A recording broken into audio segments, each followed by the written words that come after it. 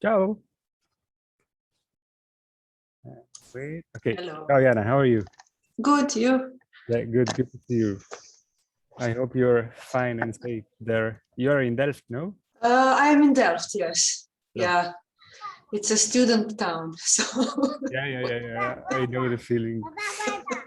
And we are in these days in the mountains, since we have to hand in the competitions, and we came in Trentino, so it's not that bad, I have to say. In fact, we are broadcasting, let's say, from a nice terrace.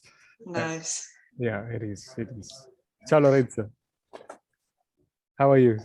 Ciao, Luca. I'm very good. Thank you. Good. Good to see you. We formally wait a couple of minutes, so that's at 11:30 sharp. We begin. We apologize if we have to anticipate the time of the meeting, but I mean, we had troubles, and it was in fact the only way of doing today. So very sorry for that. No problem. Very much looking forward to see both of you, and yeah, so, and again a couple of minutes and then we go. Lorenzo, you are in Naples. No, I'm actually in Milan. Milano. Yes. Nice. Yes. And it's strange, but there's the sun, so I feel really home. Yeah. And it's very good. Nice. So you're in Trentino? Yes. We came here yesterday, and I mean, we will stay a couple of days, nothing more, just to hand in, and then we go back. Okay. Yeah. Unfortunately, I mean, there are still there are still places in which you have kind of physical submission and no digital, and that's, I mean, it's lovely. Somehow it's beautiful to still perceive the paper, but at the same time it's quite painful. I mean, we are very used now to use computer, and yeah, we are not used anymore. Hi guys. Hi Jana, nice to meet you. Hi, nice to meet you too. I will appear sometimes after the kids here. Don't worry. I'm listening. Yeah.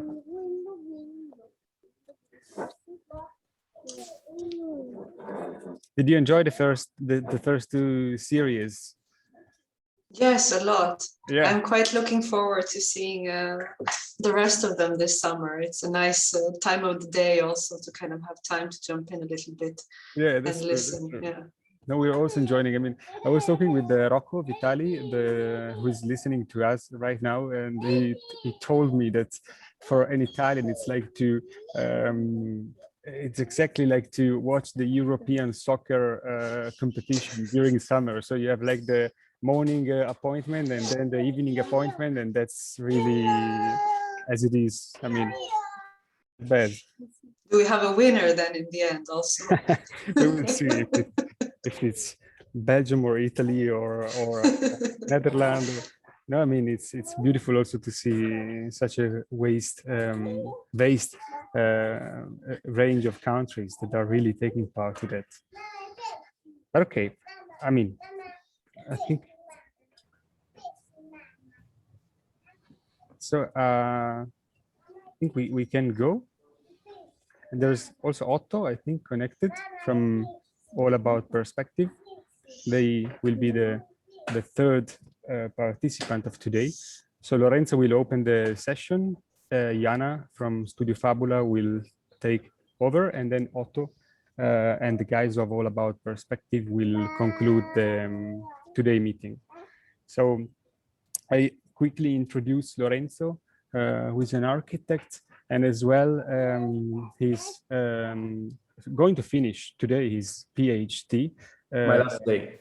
Your last day, so it's a very iconic day, as you were saying to me, and I mean, we appreciate him very much. Also, he's used to write on architecture newspaper. We appreciate it strongly the article he wrote, especially on one of the last issue of Platform magazine. And so, I mean, we leave it to you, Lorenzo. And thanks a million for accepting the invitation and offering to us your time. So you can share the screen and we listen to you. Yes. Thank you very much.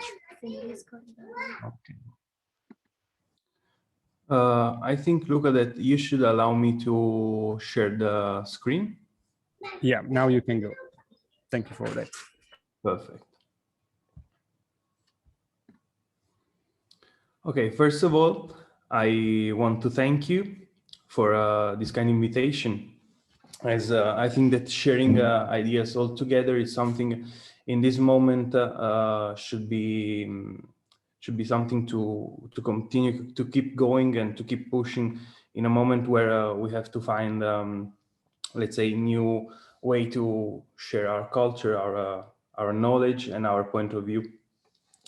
And in order to undertake a reflection on FakeAuthentic, it is useful to pace briefly on a concept taken from Orazio, capable of highlighting what I consider a fundamental attitude in our contemporaneity and for our contemporaneity, the aura mediocritas, a phrase that illustrates the classical idea of measure and moderation. In the Latin language, the term mediocritas, in fact, does not have the negative value that the word mediocrity has in Italian, but rather means being an intermediate position between the best and the worst, between the maximum and the minimum, and it exalts the rejection of any kind of excess, inviting to respect the right means. Mediocritas, sorry for this. Okay. Mediocritas is defined by the poet as golden, that is the best condition imaginable, and just as gold is the most valuable of metals. Today, we can affirm that we live in a world of extremes, a world where hybridation, contamination, mixes, overlaps, and discontinuities represent some of the conceptual categories that have implemented form and language in contemporary architecture, in the passage from the second to the third millennium. The so-called SAS system, for example, represented the new paradigm of contemporaneity that allowed dissociation not only from the intimate characteristics of specificity of places, but also, and above all, from those practical and theoretical sediments that over time had represented the continuity and persistence of architecture within a more or less shared idea. A continuous process of uncontrolled addition that has taken to extremes the fragile balance between the project and the field of reality.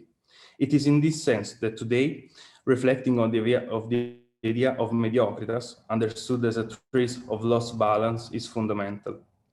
In this sense, I've decided to identify a couple of categories intimately connected to each other, through which to share this reasoning with you. Idea and image for FakeAuthentic, and memory and history for iconic and ironic. So how we define an idea that is fake? What are the characteristics of this term? Generally, anything that is substantially untrue is defined as fake, but is believed or intended to be passed off as true. In particular, that which has no foundation of truth and deviates from it, despite having its appearances, so it can be misled or led to error. In architecture, the question of fake arises from an oxymoron. Can we consider something false and fake that we have no real evidence of? Here we can see some images from some important theoretical masters, such as Marc-Antoine Loger, Il Filarete, Leduc, Piero di Cosimo, and we can see that all of them share this common language, this common ground, but every one of them with a different way of interpreting this origin. So we can, in a way, say that all of these are fake. And I quote, "Before the notion of a first house became an element of a complex conceptual apparatus, various attempts were made to evoke its shape and nature through the ceremonies and rites of those people that some still call primitive. So, the very nature of my theme leads me to the paradox, since the main object of my research must necessarily be the memory of something that can only have been lost. However, this memory is not properly the memory of an object, but rather of a state, of something that existed, indeed of something that was accomplished, that was done, of an action. It is a collective memory kept alive within certain groups by means of legends and rites, but which also seems to have manifested itself in circumstances in which to explain the transmission and its survival. Tradition cannot be invoked. And here Le Corbusier describes the construction of the temple, and he concludes, look, in relation to the primitive temple, in archaeology book, the graphic of this hut, the graphic of this sanctuary, it is the plan of a house, the plan of a temple, and it is the same spirit that is found in Pompeian house, the same spirit of the Luxor temple. There is no primitive man, there are only primitive means. The idea has been constant, virtual since the beginning. These words, taken from the reflection of Joseph Rickwert, help us to focus on the idea of fake.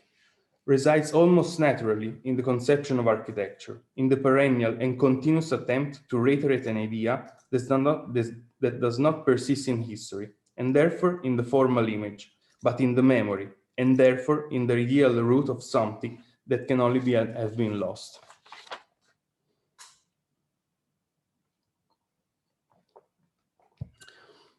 So to address the question of authenticity in this sense is strictly consequential in relation to the fake.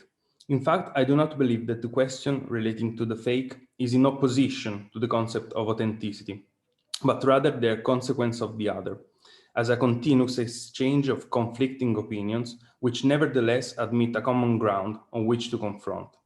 But if everything is fake, everything is imitation, how is it possible to trace the authenticity of what is cyclically repeated? The idea of authenticity becomes an instrument and purpose in the definition and construction of architecture, through a term with which it shares the same root, authorship. They are the personal interpretative choices of the same lost memory that allows fake to turn into authentic, and to trace the fake within the authentic. The awareness of the terrain of a non-nostalgic memory of history, that is, of the reason for the construction of the terrain of the present, as an apparent surface of a specific condition, indispensable for the foundation of every project, but which leave us free and responsible in direction to be taken, and in intentionally to be proposed. As a project, it is a lasting narrative process that replaces the idea of incessant novelty with the one of constituting a fragment of truth of the present. Vittorio Gregotti spoke to us of an incessant novelty, of an unbridled search for invention. It would be enough to reflect more deeply on the issues that have always defined the field of architecture to realize that the most formidable tool we need to interpret our time lies hidden in the sharing of a common and collective knowledge, in the memory that each of us helped to interpret and cure. Here we can also see some images from Ungers. So again, this idea of memory, this idea of persistence, this idea of defining and modify what architecture has given us in the meaning of memory can always be represented and can always be translated as new. What is iconic? Once I've addressed the question of fake authentic theme, which I have tried to interpret according to the ideal matrix that is precisely linked to the concept of memory and idea, I would like to address the thought relating to the dualism iconic-ironic through the terms of history and image. This is because I believe that both the iconic and the ironic have more to do with the realm of experience. The term iconic derives from icon. It can be compared to the meaning of image, but with a small difference. Identifiable in the ability to reproduce something based on the image. The icon also represents the abstraction of a figurative entity, assuming the values it is able to convey. And in this sense, it is easy to associate the icon with what now is stripped of its functional sense, and on the contrary, charged with a formal history, becoming an image capable of constantly transmitting its ideal root over time. A continuous narrative that increases and builds its lexicon canon on the image. We can therefore speak of iconic as a formal representation of our time, charged with a figurative historical sense, capable of transmitting values and conditions through which to confront ourselves with our contemporaneity. Then for the term ironic. Ironic, I think that it's something that could be related also to the image, but in a very different way. In a way that as to the icon, it's something that we used to share something the ironic is something we use to hide something. Is a tool that we use as a metaphor of something. Is a metaphor that hides a message, that hides in a way an ironic way of tell something. So in this way of sharing these concepts, these metaphors, I think that we found together in a way that we can approach to architecture in a way that is more common, is more related to each other, is more related to living together.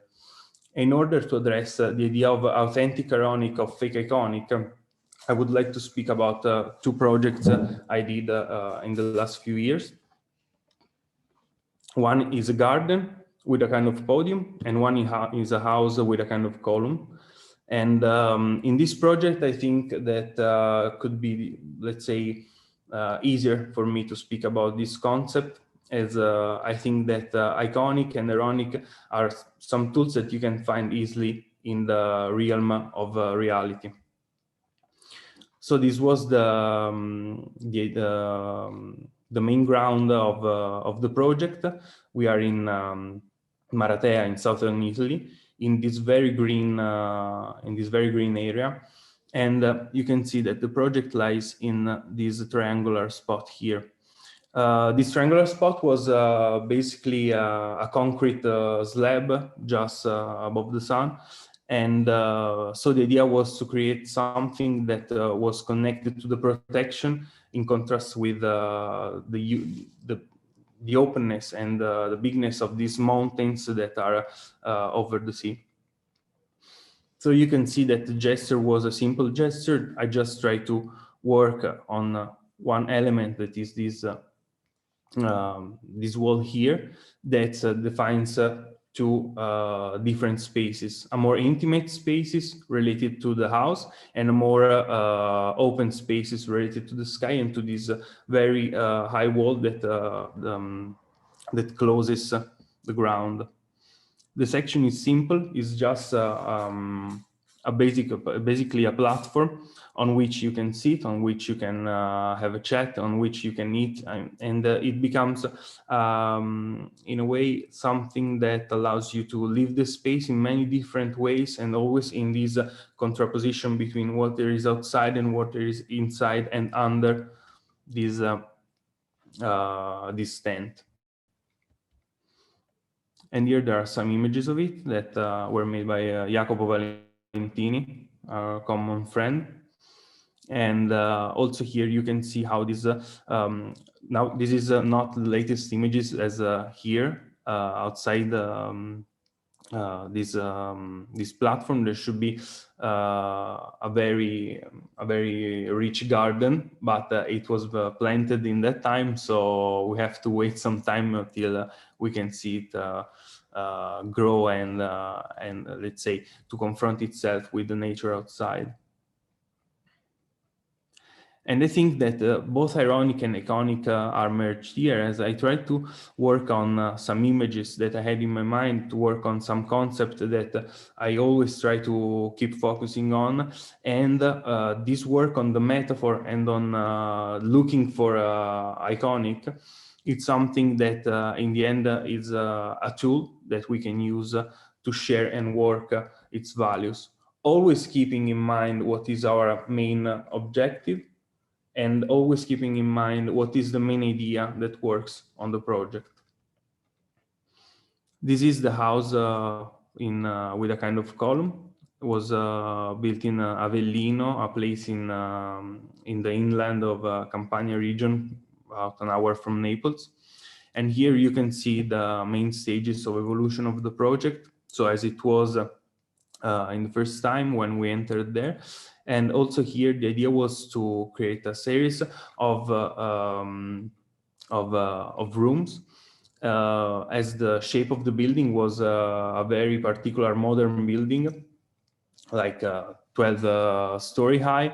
And so the idea was to keep pushing on the main instruments that were the columns, that in a way became the fil rouge to work on the inside of the house. So each column, in a way, defines a space, define a way to leave the house, and a way to structurally divide the house. And this was useful also to work on the idea of iconic, of a fake iconic, let's say. As you can see, this fake column from an ancient time that was there before the house. I like to imagine in this way. And in these points, these focal points became something that, in a way, try to keep the house together. So with the column and with the pillar that is a bit, let's say, over his rights, it starts to create always a new way of interpreting the space. So in the end, I would say that aura mediocritas, translated for fake authentic, it's something that we should always keep in mind, because architecture is not made of extremes, is for people, and people are not made for extremes.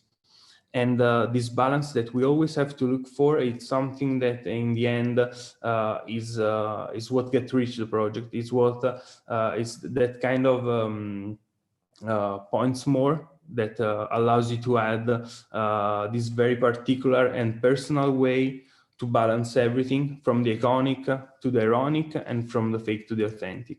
Thank you very much. Thank you. Thank you, Lorenzo. We enjoy your beautiful presentation, and we thank you for bringing such a personal contribution to our series of interview. It's nice because from every one of you, it's coming out that fake authentic, in fact, it's something that it's always, I mean, you can always refer to these two topics, or else the iconic and ironic. I like very much to point out that we are kind of making an abacus of nice words that are coming out from your interview. And in your case, I think that's columns and podiums and memories are the three more relevant. And no, we thank you very much. Thank you. And, okay, now we move to, I mean, the second match of today. It's Croatia versus Netherlands, if I can say that. So Jana, thanks a million for taking part to Life of the Others interview. I'm introducing Jana Culek, and she's an architect, and she's urbanist and researcher and illustrator from Croatia, nowadays based in Holland, in Netherlands. She has been working on her PhD at the TU Delft Faculty of Architecture and Environment, and she's running Studio FABULA. Studio FABULA is a very young practice, kind of a strong visionary attitude, I would say. We enjoyed her very much, showing those beautiful, colorful, powerful drawings in the recent 1 hour per day that we also take part in that. So, I mean, I don't want to say nothing more, just let you listen, Jana, and again, thank you very much for your time and your presentation. So, Jana, it's on you. Thank you. Thank you, Luca, very much for the lovely introduction, and thank you for inviting me. It's yes, quite, I think, a nice initiative from your side, and I'm looking forward also to seeing all the different lectures throughout the summer. So, to begin, yes, can you see the main one? Yes, perfect. So today I will, as a kind of young practice, I decided that it's best, the best way to kind of look at these 4 topics and then the combination of the topics through some of the projects that I've been working with Studio FABULA, and to also show some of the kind of growing pains of a young office in a more kind of open way. So the idea is to look at the concepts of fake, authentic, ironic, and iconic through by forming a position through 5 different stories. And the first notion is the notion of fake. And I think already on Friday, Florian Idenburg from So Ill referred to this kind of concept of fake it till you make it, which I think in this, in my own context, I look at it from a slightly different way. But the idea is that as a young practice, of course, there is a lot of experimentation and improvisation, and you don't always get a chance to get commissioned for the projects that you want to work on. So in a sense, you have to sometimes create these opportunities for yourself. So either through self-initiated projects or through conceptual competitions or through research projects, or in another sense, through these fake projects, which are not necessarily intended to end up as buildings or as master plans. And one of these types of projects, which actually ended up being quite successful and far-reaching, is the image that you see here now. This was a concept competition for a small temple or a museum for Swedish abstract expressionist artist Hilma af Klint. And the idea was with this project to create a series of spaces based on a narrative approach which kind of followed her main body of work, and then through moving through the building, and as if one would be moving through life, you see glimpses of the building and of the museum itself. And in a sense, this was a completely experimental design project on my side as well, because it was only created through 4 scenes without any plans or sections. So it's also ambiguous if the building in the end even works or how it even looks like. So in a sense, it's a fake building from every perspective, but it was quite well received. And for anybody who is perhaps in Munich in the next couple of days, it's still possible to see it at an exhibition at the TU Munich Museum for this Architecture and the Machine exhibition, where it's now the 4 images are sitting. As a kind of way of finding one's own approach and a way of working, I was actually commented by my students a couple of days ago when showing some of our work, that a lot of the projects are very ironic, that they have this ironic approach. And this, I think, was it is, of course, intended, but sometimes it also comes up unintended, perhaps. But irony is in a sense, is a way of addressing topics usually outside of the brief itself. So it's a way of questioning something or posing some kind of critique to the project that I am working on.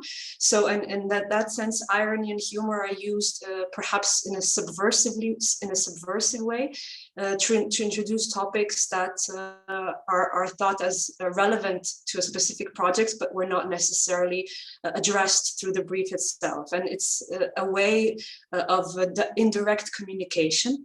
And here you can see again, this one is quite prior to Studio Fabula project.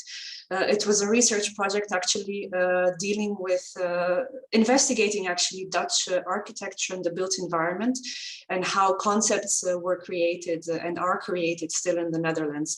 And it's actually a series of picture books looking at the different ways in which text and drawing can be correlated in conveying architectural concepts and architectural projects. And this is just one of the animated images from one of the picture books.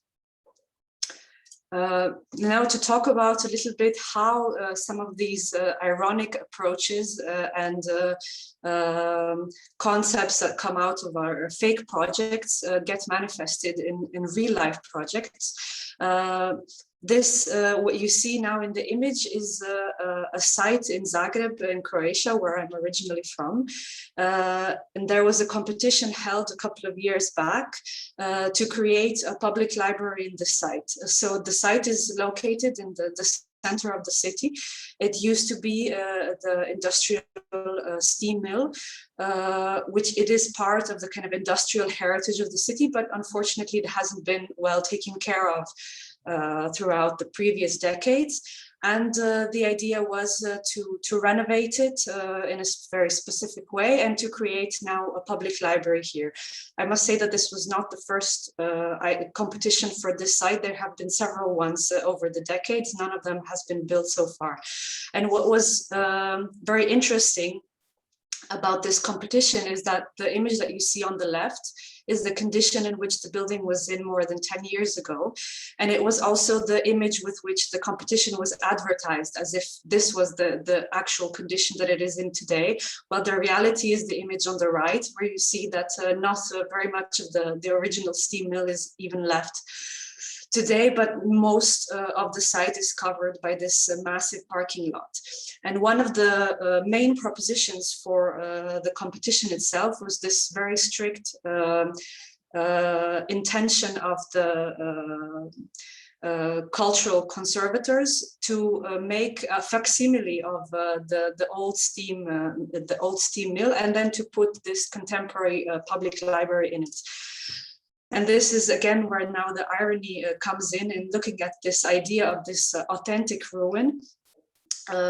We thought that rebuilding, so the idea of a facsimile of something which hasn't been there for 10 years already was also somewhat questionable, but there was a need to somehow reinvent and recreate this facade which hasn't been there.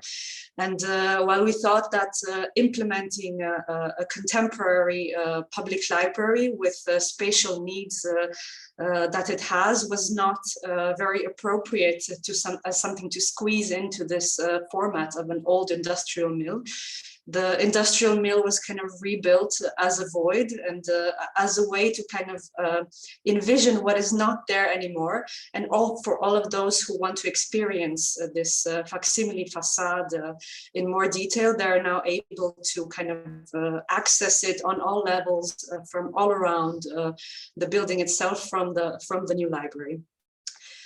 This was, of course, at this point, a risk to be disqualified immediately from the competition, but it was a risk that we took. And in this case, it paid off. And because the project was awarded one of the prizes, it's not being constructed. It was not the first one, but it was recognized as a kind of, yes, the jury was more open-minded, and it was a successful project in this sense. Unlike this one, which is again a very interesting context of cultural heritage meets contemporary needs. What you see here is the city of Trogir in the Dalmatian coast of Croatia. And this little island is actually protected as a UNESCO heritage. And there was a big competition to reinvent this area between the old castle. But as you can see here, the majority of the site is actually taken by this iconic football field, which is completely enclosed and doesn't allow for any type of public use of this area. And the city itself, so the core on the island, is quite dense, but is populated during the summer by a huge amount of tourists. And the idea was to kind of allow for a public, multifunctional public space that could accommodate these large numbers of people that come into the city during the summer. However, there was also this intention of hopefully leaving the football field there if possible. But in the kind of inspiration of more of a Cedric Price of the idea of not doing anything if possible, the conclusion for this was that this, of course, the football field has to go because of its massive scale and kind of closed character that it has. It does not really do anything for the city center, and instead we propose just keeping an open public spaces that can be then flexibly used and that can take on these large amounts of tourists. Of course, in this case, there was the iconic football field. The loss of the iconic football field was too much for for the city to handle. The projects which were awarded in this case all kind of retained and redesigned around the field itself, and the more simplistic way of just leaving it as an empty space which could take on something else was described in this case as too schematic and too simple, and the irony of the football field living on a ship was not well taken in this sense. And as a kind of last mix of the combination of all the topics is my big academic research project that I'm working on myself, so my PhD, which also has a lot of influence on the types of projects that I try to work on with Studio Fabula. So for the last 3 years, I'm now almost entering my last one. I've been working on my PhD at TU Delft on the topic of utopias in architecture and literature. And in the sense of my research, utopia is not seen as this fixed goal and recipe, which is intended to be built as is, but rather as a critical method and as a critical tool through which we can examine our environment and kind of set forward a discussion and a conversation about how things should or could change and what are the issues. And I'm looking into different case studies and comparing them through architecture and literature. And here you can see, of course, on the left, the well-known Hilberseimer is a high-rise city, but in this case, combined with a kind of redrawing of Yevgeny Zamyatin's dystopian novel, We, where the kind of modernist intention of mass production is quite present in the form of the city itself, but in this case it's made entirely out of glass, so everything is quite transparent. And as one of the spin-offs of this research project, which made its way into the practice, is this currently finished collaboration with Rademacher de Vries Architects, which was also funded by the Creative Industry Fund here in the Netherlands. And it was the point of the project was looking into different urban and architectural ideals, and in a way tracing their historical background in architectural and urban utopias, seeing where do these ideals come from. And the image that you see here is one of these ideals that we were looking at, and this is the relationship that we've had with nature and the role that it's played in our urban environment. And the image represents a kind of very ironic way how nature today is not really in fact nature anymore, especially in a context like the Netherlands, but rather nature is combined and intertwined or plays the role of various infrastructural systems and public spaces. And it is combined with a lot more different things than being just nature in itself. And in a way, the kind of last drawing questions what is here actually fake and what is authentic, and whether the image itself is supposed to be ironic or iconic, and how does nature then fit into all of this. So thank you. Thank you, Jana. Thank you very much. I mean, I think you should be our pilot. Your last conclusion, your last image, it's really what we are talking about and what we are willing for, let's say. So I invite you again to double check Studio Fabula's website. They really do marvelous things, and this is just glimpses out of it. And I think that everyone should imagine one day or the other a football pitch floating away. And I mean, if I was member of the jury, probably you could build that. But thank you very much for this. And again, thanks. We now go to Morocco and Belgium. We host AAP, all about perspective. They are a very young practice. It's Lua, Nathan, and Otto. And I mean, they have been with us already in 2 editions, in Milano, the first edition we did, and in Zurich, the second exhibition. We are very, I mean, very much looking forward to listen to you guys and to see what you bring on the table. So Thank you for accepting the invitation, and please go ahead. Thank you. First of all, hello everybody. I'm glad to be part of this. I'm glad for you to invite us as AAP, all about perspective, to be part of this expo. And I would like to say that we have quite a different approach to this presentation, in the sense that we would not like to talk about what we are doing at the moment, but we would like to state our position towards the architectural world and the design system that we are in at the moment, for which I will share this small presentation which we have prepared. Maybe, I'm showing too much at the moment. To start with, maybe the word fake in our design and architectural world is how can we state that something has failed in approaching the human and making it universal and accessible to everybody. As an example, we can see Gerrit Rietveld's chair. If I would ask most of you guys to answer this question, is where would you see this object, this furniture? Which I will agree upon is most of the time you'll see it in a gallery or in a museum. And maybe the question is, what is the reason for it to be designed, and who will use it?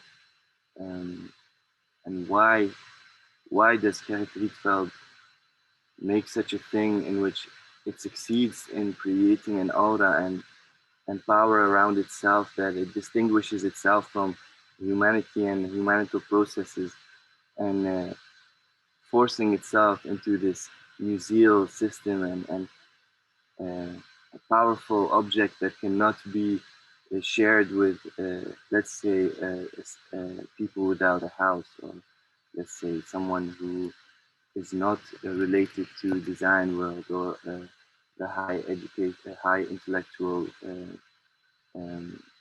design group of people. Then controversial to that is a picture of a woman in Morocco with this designed object built by hands, which has a powerful use. It's a grinder which she uses to grind the wheat to bake her own bread, and this one succeeds in being so easy to understand and universal. If I would give this to a child, he would directly be able to use it, and he would also understand its use. And if I would have been an intellectual who had studied all his life furniture and would look to Gerrit Rietveld and then compare it to this woman using this thing that has been produced by families and followed all these processes of rituals, then I would like to ask, why can we not produce or design objects that are such universal in such a way that can even reach the Atlas Mountains? It can be used by a woman without education. But let's say education is maybe a wrong word, because maybe she has the perfect education that we don't have. Then this has a certain authenticity to it that we can never reproduce as designers, because it has that the process of needs and the process of sharing and caring, for which, in my opinion, Gerrit Rietveld's chair Gerrit Rietveld's chair doesn't have. Then going from authentic to iconic. Brandluber's Antivilla succeeds in creating a manifesto on its own, being a brutalistic object, being a design icon. And just to zoom in on this detail of the shower and a small, I like to call these things a washing station, how it's positioned, how it was supposed to be so finely detailed, and how it will fit into this brutalistic yet iconic design, in which we can all agree that it is something. But then why not have this approach. If I zoom in a bit, this is another hand washing station, which is designed by people who don't have a notion of designing, understanding this small construction. And this is a wild thing because it's practically made just to serve the needs of washing or cleaning. And to have this character as if we don't need this approach of detailing, this approach of um, trying to succeed in creating such a manifesto. This one is so it has a human approach. It has the approach of the need, and it succeeds in our opinion, because as you can see, it stands on these bricks to give it a certain height, and then just as detailed as the piping is, it is as here. And one more aspect is that this one succeeds in collecting the rainwater and using it at the same time. And then the notion of this almost scenography of a human being just following its needs. And this is a picture taken in Iraq.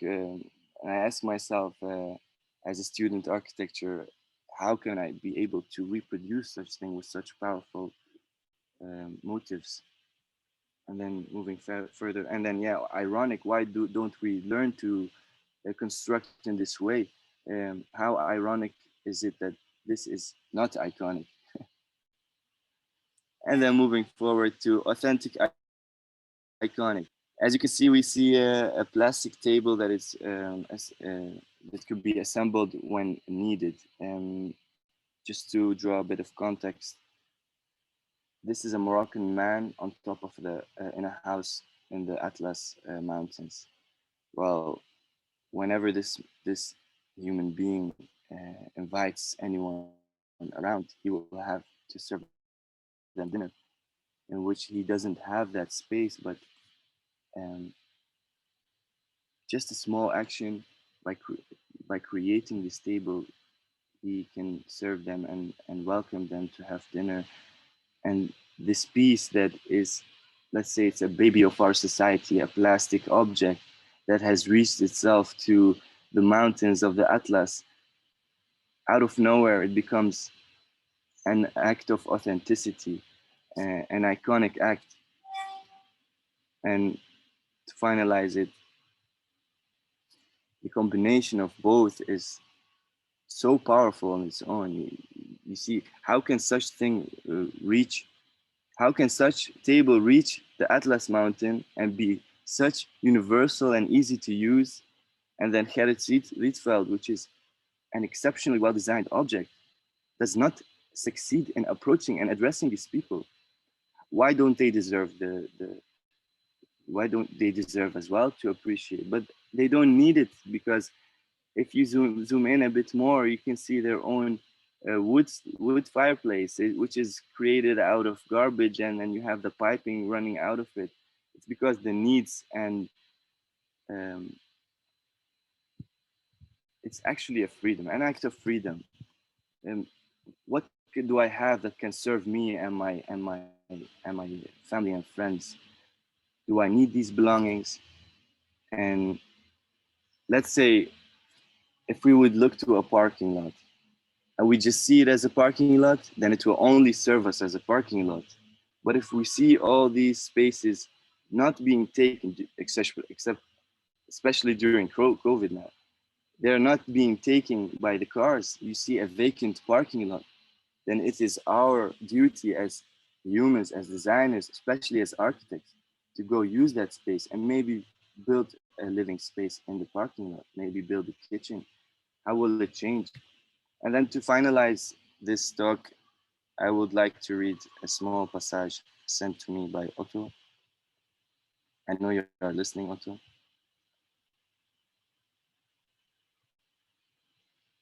Yes, sir. Then maybe we turn the parking lot back into the living room. Maybe we use 2 planks to connect the street to the house. Maybe we occupy one of the vacant, lonely houses for the roofless. maybe we use the covers of a baby of our industrial system to make the vestiaire for the gallery. Or maybe we just plant plants and flowers because we need to breathe and the bees need to fly. And we do believe in more green. For that, we only need. I would like to thank you for your attention, and I would give the word back to you, Luca. Luay, no, we thank you. We thank you very much for such a lesson of humanity, I would say. And I mean, it was such a pleasure to listen to you and to see the images scrolling down your screen. I think, I mean, it's nice to see tables that you even can use to eat something on it. And maybe we should see more table as the red one you showed us, and less chairs in which you cannot even sit on it. I think it's I mean, I know you are very young, but I think we should all learn from you quite a lot. So we thank you, Louis, Otto, and Nathan as well for your contribution, which is marvelous. And I mean, I just want to conclude inviting you all to this Friday match we are going to have with Lucia Amadeo, and then there will be Guillaume Dubois from The Plan and Max Zitztelberger. So again, thanks a million. I hope you enjoy our lunch break with it, and we looking forward to see you the next week. Our pleasure. Thank you very much. Grazie Thank you, mille. Luca. Grazie Luca. Grazie a Bye. voi. Ciao a tutti.